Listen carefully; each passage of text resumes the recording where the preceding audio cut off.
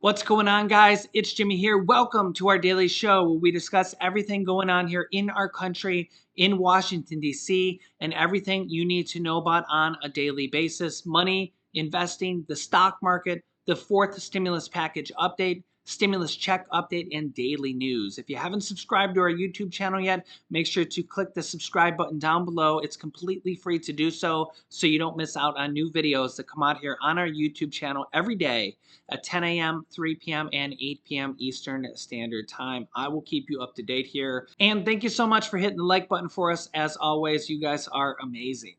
Now that Russia has now launched a full-fledged invasion of Ukraine, including bombing last night here, Biden is going to unveil further consequences and a full-fledged sanctions package, including the European Union full-fledged sanctions over Russia. And yeah, things are not looking good. Russian President Putin actually said here yesterday that countries that interfere with Russia will face severe consequences.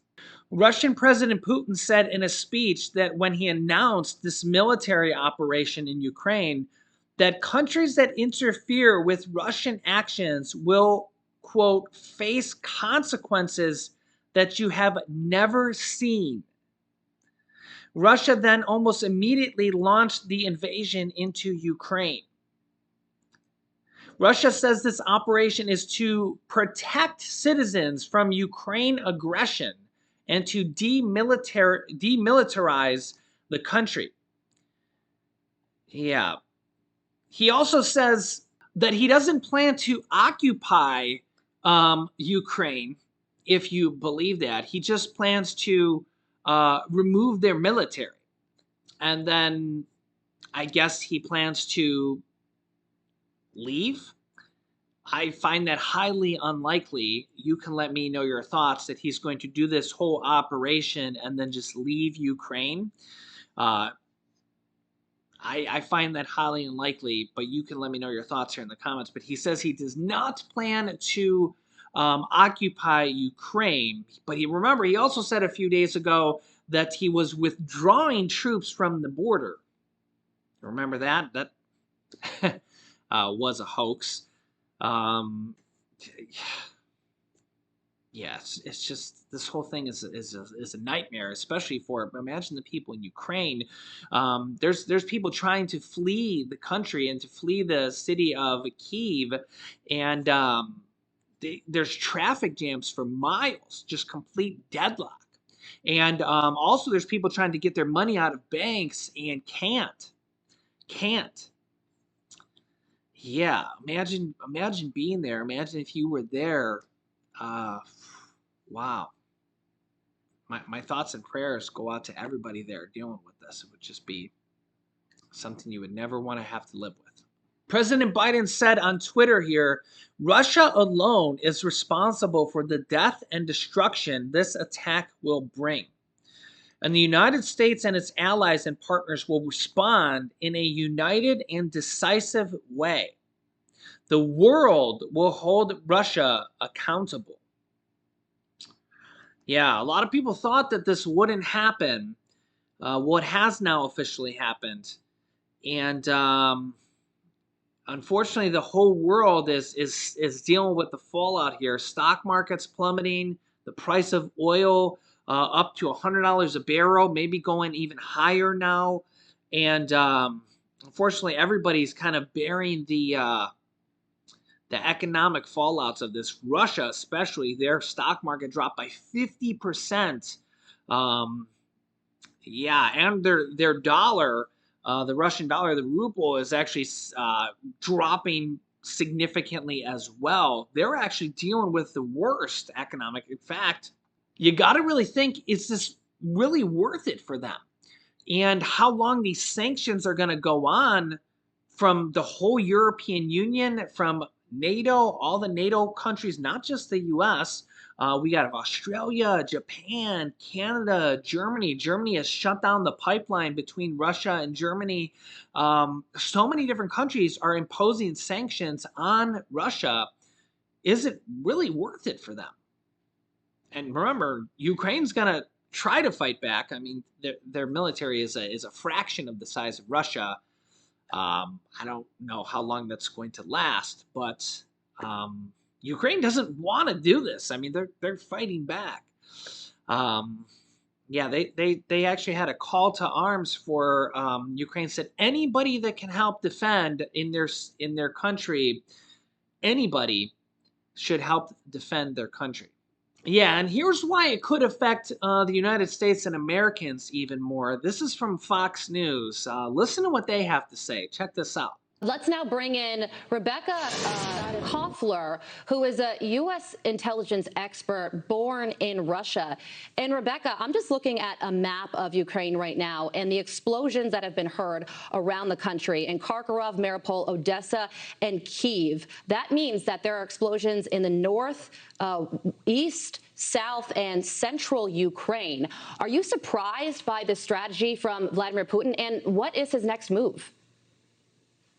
Oh, I'm absolutely not surprised. This is something that Putin has been planning for the past 20 years. It's part of a larger master plan to ensure that post-Soviet states are returning back under Moscow's control. And so this is what we are seeing right now unfolding is Putin's playbook. What I expect next is massive cyber attacks, electronic warfare, space warfare, air and missile bombardments of key military command and control government targets. And I would not even rule out a decapitation strategy to force Zelensky to flee. That is how Putin operates. Wow. Putin warned that interference with Russia's invasion would lead to, quote, consequences you have never had in your history. Rebecca, what does he mean by that? This was clearly a threat that Putin articulated last night in his speech in which he authorized, and I quote, special military operation against, he said, eastern Ukraine. He's basically telegraphing to the United States and NATO to stay out of it. And if they don't, Putin has prepared a 5-point plan in which he would go all the way to a shooting war with the U.S. and NATO, including launching nuclear strikes in Europe. And that is a de-escalatory strategy in Putin's mind. And we knew that in the intelligence community. And unfortunately, our Washington establishment security establishment has not prepared for this, and this is a real tragedy. Okay, so just to follow up, you are saying that Putin's threat to the U.S. and NATO countries isn't just, I'm going to attack you cyber-wise if you interfere. You say he is threatening actual man-on-man, woman-on-woman, person-on-person combat, correct? That is absolutely correct. This is exactly what my book is about, Putin's playbook, Russia's secret plan to defeat America. Putin has developed a very sophisticated strategy that the Russians call asymmetric or new generation warfare. And if the Russian intelligence interprets or even misinterprets U.S. and NATO actions as offensive instead of defensive, then Putin can authorize a preemptive doctrine, which includes both kinetic and non-kinetic options. We're hearing that the EU is going to hit Russia with a sanctions package like they've never seen before. The U.S. is also going to announce additional sanctions. You are saying some pretty scary stuff right now. How can what you're saying be avoided? Unfortunately, Carly, we're at the 11th hour right now. The sanction policy has been quite foolish and really not grounded in reality. The same people who have been crowing that Russia is a gas station masquerading as a country and the Russian GDP is the size of Italy somehow expect that sanctions are going to stop Putin from executing his master plan that he's been hatching for 2 decades. Well, that's not how it works. The amount sanctioned is minuscule. Russia's GDP is $1.48 trillion.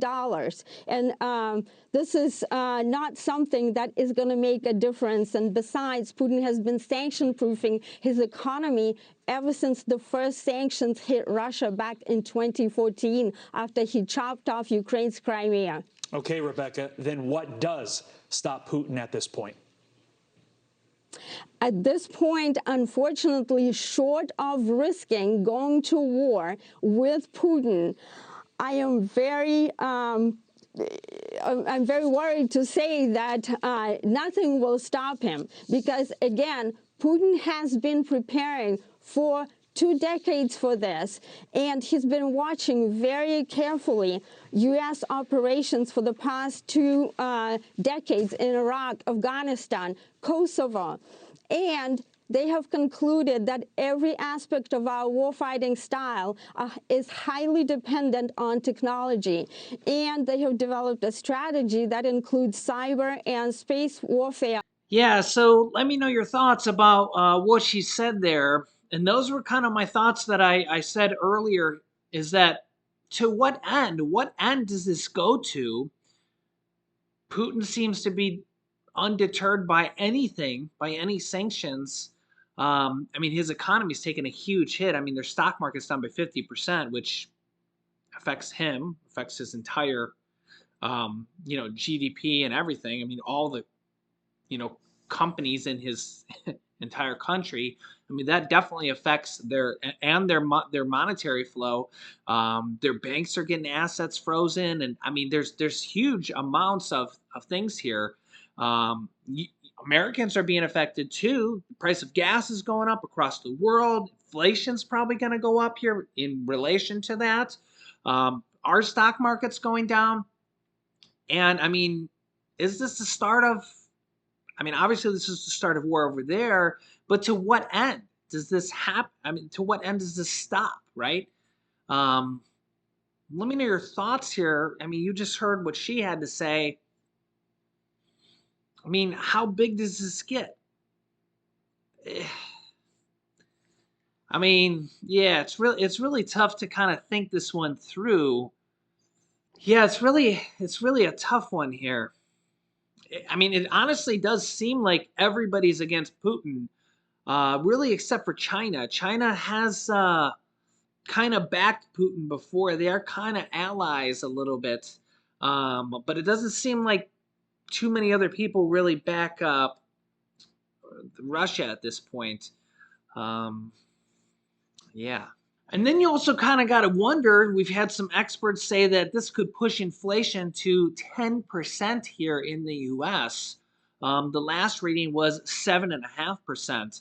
So that would be a third more, 33% more than 7.5%. If inflation gets that bad, what is the government, the US government here, going to do about inflation? How are they going to help the residents here deal with inflation? Remember that like 2/3 of Americans are already living paycheck to paycheck or behind on bills. And if inflation gets 33% worse than it is now, um, how are we going to deal with that right now? And largely, this inflation is already um, the average everyday person's not their fault. The pandemic, now Russia's fault. You combine those two things, and the average everyday person had nothing to do with any of this, which just kind of exacerbates this whole situation. And it's just, you think about it, everybody's struggling here. The people on fixed income, seniors, people on disability, children with the child tax credits that have now expired, 60 million children, millions of people, millions of children that have now fallen back into poverty, and haven't gotten their monthly checks in January and February now. Um, yeah, and you got to think about people in the middle here as well, that they're just struggling to pay their bills or behind on their bills. Yeah, so you got to really think here that Congress needs to continue to step it up here and use some of that money that's already been approved here from these stimulus packages, $800 billion. Um, yeah, let me know your thoughts. There's just so much here, so much going on. 2022 is just seems like it's just is this pandemic is just ever gonna end? It's 2020, 2021, now 2022. I feel like I'm gonna be looking back here when I'm a grandpa one day. I'm gonna be talking to Julian's kids, and I'm gonna be like, yeah, back then, man, there was these 3 years. There was 2020, 2021, 2022. Back then we had this pandemic. And they're gonna be like, yeah, Grandpa, we know all about your stories in the pandemic. But like, listen, Sonny, I'm telling you, those years were the worst. We had to walk uphill both ways in the snow, barefoot, and we had to wear masks. And they'll be like, Grandpa, you didn't have to wear masks. And I'm like, I'm telling you, we had to wear masks everywhere we went. We had to get vaccines, and it was crazy. You wouldn't even believe it. No, Grandpa, nobody had to wear masks. We don't. It's just like, it's just like they're not even gonna believe what we had to go through. It's just like, I know if you would have told me this stuff as when I was a kid, I'd be like, what?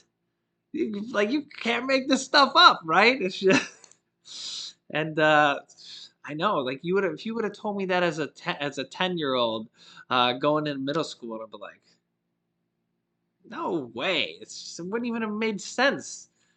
And here we are, living the dream, right? Living the nightmare, right? Uh, yeah, it's just been crazy town here. But let me know your thoughts. I'm going to keep you up to date here with everything going on here in our country and what's going to happen next. What is going to happen next? It's hard to predict at this point. It's hard to predict at this point. So make sure to subscribe down below if you haven't yet, so you don't miss out on new videos. It's completely free to do so. New videos come out here every day at 10 a.m., 3 p.m., and 8 p.m. Eastern Standard Time. And join our family of subscribers. And also help us reach 400,000 subscribers. We're at 399,000.